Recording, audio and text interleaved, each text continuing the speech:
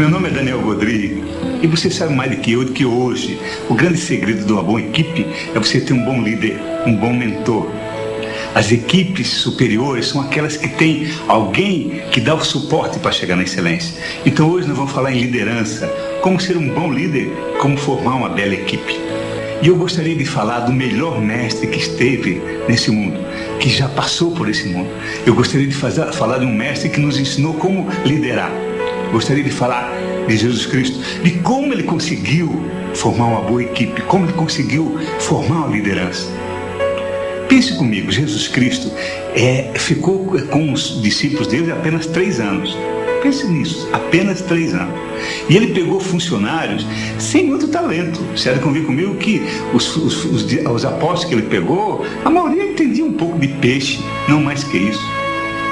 E ele formou uma equipe extraordinária, que mudou o mundo.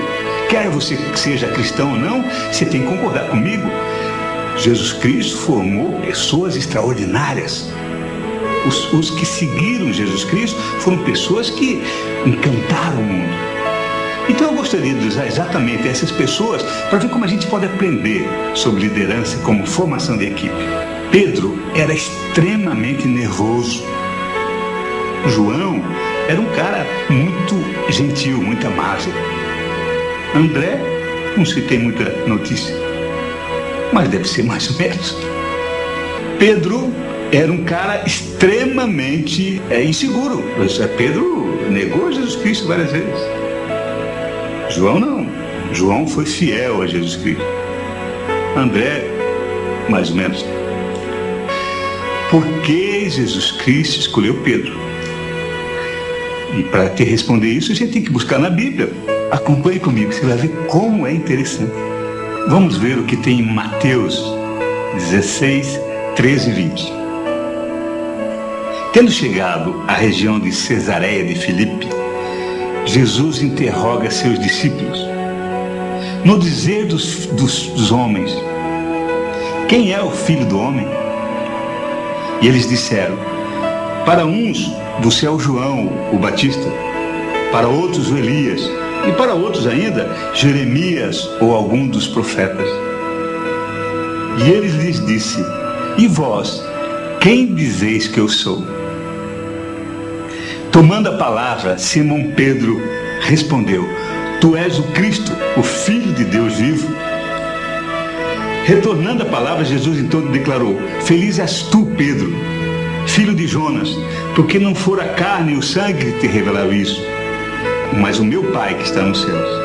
E eu te digo, tu és Pedro, e sobre essa pedra eu edificarei a minha igreja, e a potência da morte e do mal não terá força contra ela. Veja que interessante. Pedro, naquele estilo dele, todo solto, todo autêntico, quando perguntaram quem é Jesus Cristo, a maioria dos apóstolos ficaram, pois é, o que a gente vai dizer? O que o outro vai pensar? Eu não vou ser o bobão de dizer que é o Messias, de repente não é, e o que todo mundo vai pensar de mim? O Pedro disse, não, é o seguinte, você é o Messias, o Filho de Deus vivo.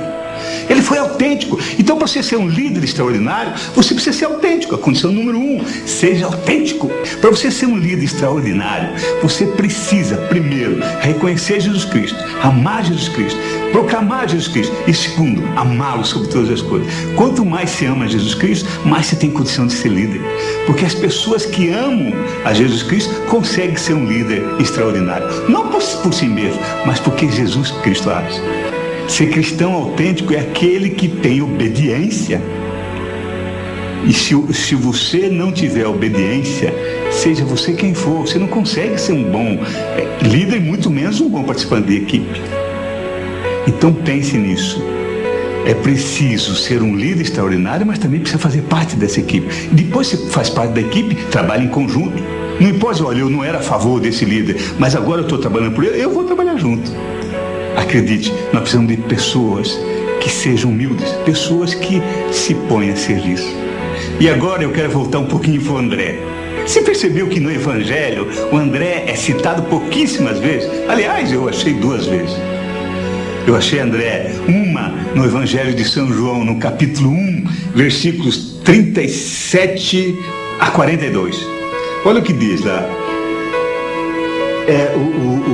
o André estava junto com João Batista, aquele que batizava, não o João Evangelista, não, aquele que batizava, o João Batista. E aí Jesus passou e o João Batista disse: eis o Cordeiro de Deus. E aí o André se voltou, correu atrás de Jesus Cristo: mestre, onde moras? E Jesus Cristo disse: vinde e vereis. Eles foram, pois, viram onde moravam e perguntavam, e permaneceram junto com Jesus Cristo naquele dia. André e mais uma outra pessoa permaneceram com Jesus Cristo naquele dia. Era mais ou menos a 10ª hora. André, irmão de Simão Pedro, era um desses dois que tinha escutado João e seguido Jesus. André foi ter com seu próprio irmão, que era o Pedro, e antes de qualquer outra coisa ele disse: nós achamos o Messias, que significa o Cristo. E ele conduziu o Pedro até Jesus Cristo. André que levou Pedro até Jesus Cristo. Quando Jesus Cristo viu Pedro, ele disse assim: tu és Simão, filho de João, e serás chamado Cefas, que quer dizer Pedro. Olha que interessante, foi André que levou Pedro para Jesus Cristo. Então, se você não é um líder como Pedro, se você não é um cara fantástico como João, fique tranquilo. Procure ao menos ser André. Sabe o que André fez? Levava as pessoas para Jesus Cristo. E Jesus Cristo fazia o resto. Não cabe a você fazer grande coisa. A primeira função que você tem, eu acho que até a única, a principal, é você levar as pessoas para Jesus Cristo. E pense que se André não tivesse apresentado Pedro, talvez, claro que de outra forma conheceria, mas perceba que foi André que levou Pedro para Jesus Cristo. Então faça isso, leva as pessoas para Jesus Cristo. Você não precisa ter grande talento, você não precisa ter oratória, você não precisa ser uma pessoa maravilhosa, você precisa levar as pessoas para Jesus Cristo. E aí Jesus Cristo faz a diferença. E outra coisa bonita, perceba o que André também fez. Quando Jesus Cristo multiplicou os pães, lá no Evangelho de São João também, veja, em João, capítulo 6, versículos de 5 a 10. Olha que extraordinário.